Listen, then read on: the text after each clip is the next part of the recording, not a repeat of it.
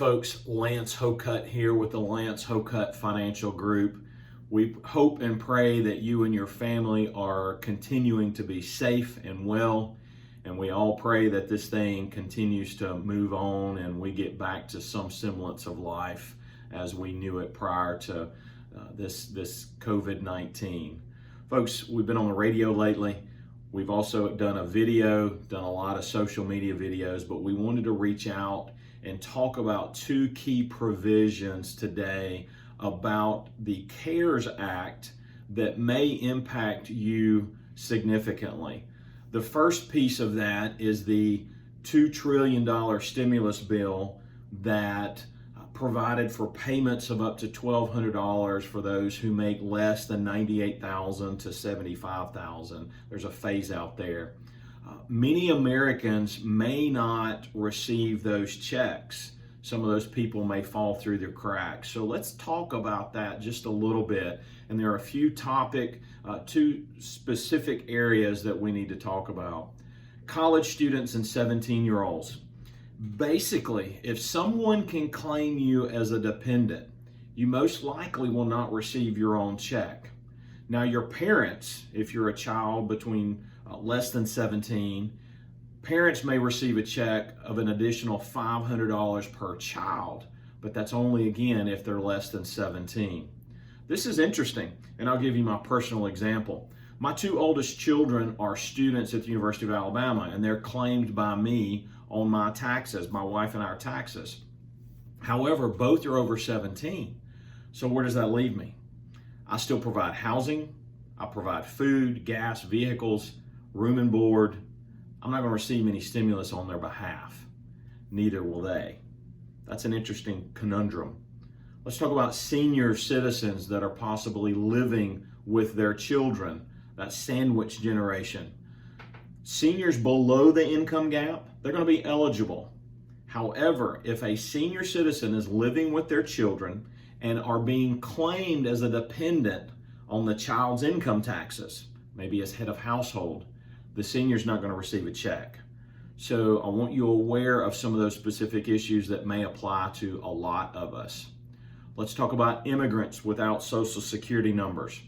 As stated in the CARES Act, you do not have to be a citizen, a U.S. citizen, to receive a check. However, you do need a Social Security number to receive one. Those immigrants with an H-1B, or an H-2A visa will most likely receive a check. Now, non-resident aliens, temporary workers, and immigrants in the U.S. illegally will not receive a check. Let's move to a couple of others that may not receive a check. Let's say last year you were a high income earner. A phase out again between $75,000 and $98,000 or more for those high income earners may leave you out. Suddenly, if you lost your job this year as part of that pandemic and you had those high earnings in last year, you're most likely not going to receive a payment. Now, you could see some income tax relief on your 2020 filing, so let's make sure you talk with your income tax advisor very clearly about your current situation. Not giving tax advice here, but we want to make sure that you're considering that with your advisor. Let's talk about really two other critical areas, split custody and divorce. If you have split custody with your former spouse, and in 2019 it was your year to claim your child, you're going to receive that check. However, if you were not the claimant in 2019, I've got bad news. You're probably not going to receive that check on behalf of your child. Let's talk about those who were recently divorced in maybe 2020. For those who file a joint return in 2019, you could see a combined tax payment of up to $2,400 depending on your income. However, keep in mind, the funds are going to be direct deposited to that account that you put on that 2019 income tax return. So there's really no check and balance system that the IRS has to make sure that part of that money goes to each spouse. So you might want to consider speaking with that former spouse about the possibility of that check being deposited into the other account. A couple other issues that may impede your receiving a check: if you owe back child support, if you owe back taxes, if you're currently having wages garnished for any of these issues, don't expect a check. So we've talked about several issues. I want to be real with you. I want you to have a reality focus of, I just don't want you sitting there waiting on a check if it's not coming. So let's talk about another key provision of the CARES Act that is a little bit better light: the COVID-19 retirement plan provisions. When I say retirement plan, I'm talking a 401k. I'm talking a 403b for public workers, school systems, hospitals, government, and then IRA assets. Everything that we're going to talk about now applies to those retirement plans. So a distribution is being allowed for COVID-related issues. Maybe you were laid off. Maybe you or your spouse or children have had the COVID virus. There are many issues available there, and let's check that act very closely. However, if you are eligible, you could do what's called an in-service distribution. Now, in-service distributions aren't anything new. They typically apply to those participants ages 59 and a half and over. However, as part of the CARES Act, they have removed the age requirement of 59 and a half. What does that mean? I'm 50 years old. If I need to, I can go and tap into that 401k and make a withdrawal penalty-free for right now.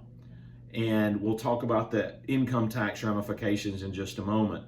So any COVID-related distributions of up to $100,000, folks, that's a big number. $100,000 can be made in 2020 from a 401k, a 403b, and an IRA.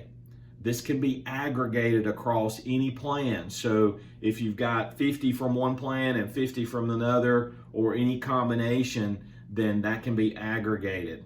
Folks, listen to me. There is no 10% premature penalty assessed for anyone, even if you're under 59 and a half. This has never been available in the time that I have been in business, and for what I understand, forever. So 59 and a half distributions are a critical juncture now that allows you, if you need this money, to be able to go and access to pay your bills. I don't want you to go buy a boat. I don't want you to go buy a vacation home. I want you to use it for your future. Now, let's talk about what can be done with these dollars. You can actually take those out as a non-IRA distribution. That means you've got to pay taxes. Uncle Sam is allowing you, as part of this provision, to amortize those payments over a 3-year period. So you're not going to have that immediate lump sum taxation associated with this transaction. You pull out $100,000 from the 401k, you're going to pay taxes starting in 2021, on 2020, and so on for those 3 years. I like that option for a lot of people, depending on their income tax situation, depending on their earnings capacity right now. Again, we want to make sure you're working with your income tax advisor in making this decision, along with a professional like me to help you through it. The other option I like a whole lot as well, depending on your circumstances, is to take that $100,000 and roll it to an IRA. What happens now is you are in control of those assets as opposed to the company being in control of those assets. In this example, there are no taxes associated. So the CARES Act is giving you a free opportunity to roll those assets out. Now again, as long as you're using a professional manager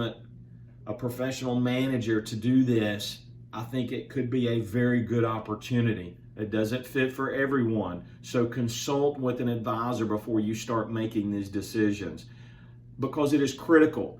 You're taking money from your future and possibly moving it over, and I don't want you to use it for something frivolous. If it's paying the bills, if it's providing food for you and your family, I'm okay with that. But it also gives you some opportunities to think ahead for the future, because you could convert some money today that will be taxed in the future and be able to spread that tax over a 3-year period. So there's some neat income tax planning processes that we could go through. Again, we've got to work with that tax professional to make sure that it gets done properly. Let's talk about loans from 401ks. In the past, loans were capped at 50% of collateral if available. So not all 401ks allow retirement distributions in the form of a loan. However, if your plan does provide that, the loan cap is now removed. So you can take that same $100,000 or the total vested amount, including any existing loans. So you've got to make sure you're considering that. Also, you can delay the repayment of any loans taken out between March 20th and December 31st. So you've got a little time to make some of these decisions, but the maximum loan repayment period of 5 years will still apply. Folks, the other piece is RMDs for 2020. If you're over 72, in the past it was 70, today it was 72 with the prior tax changes. Now with the CARES Act, if you're over 72, you do not have to take a required minimum distribution for 2020. So let's talk about that individually. If you need help, let's make sure we're working with your income tax advisor as well, because it may still make sense for you to continue those distributions depending on your income tax circumstances. Folks, thank you for listening today. I hope again and pray that you and your family are safe and sound during this time. Please reach out to us. We are here. We'll be glad to see you if we need to. We are doing WebEx, and we'll be glad to talk with you on the phone as well. Our email, lance@lancehocutt.com. Our phone number, as most of you know, 205-345-9733, extension 114. God bless. We look forward to seeing you again soon.